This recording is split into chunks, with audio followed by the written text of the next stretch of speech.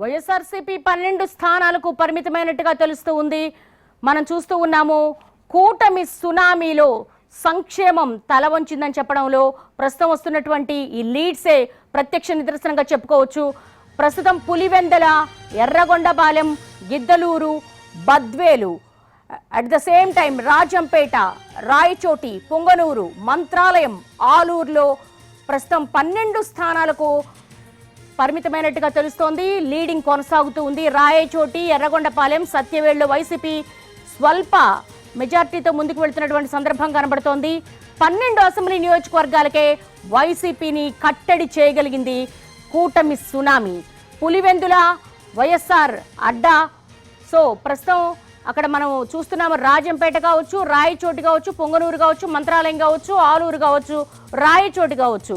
ఈ రాయలసీమ ప్రాంతానికి సంబంధించి కూడా చాలా వరకు కూడా వైఎస్ జగన్ చాలా ఎక్స్పెక్టేషన్స్ పెట్టుకున్నారు.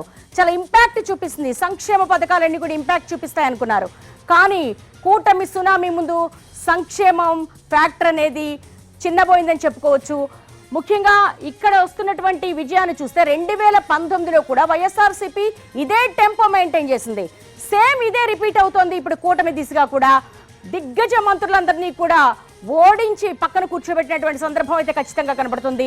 దిగ్గజ మంత్రుల వారసులు ఎవరైతే ఉన్నారో వాళ్ళ పిల్లలు కూడా ఓటమి పాలైనటువంటి సందర్భాన్ని మనం చూస్తూ ఉన్నాము. టీడీపీ ఆఫీస్ కావచ్చు, జిల్లాల వారీ కావచ్చు, సంబరాలు చేసుకుంటున్నటువంటి సందర్భం కనబడుతూ ఉంది. అమరావతిలో 9వ తారీఖున కూడా నారా చంద్రబాబు నాయుడు 4వ ముఖ్యమంత్రిగా ప్రమాణ స్వీకారం చేయబోతున్నారు. ఇప్పటికే ప్రధాని నరేంద్ర మోడీ నారా చంద్రబాబు నాయుడికి ఫోన్ చేసి అభినందనలు తెలియజేశారు. అమిత్ షా కూడా అభినందనలు తెలియజేశారు. ప్రస్తుతం మనం చూస్తున్నాము టీడీపీ నేతల సంబరాలు.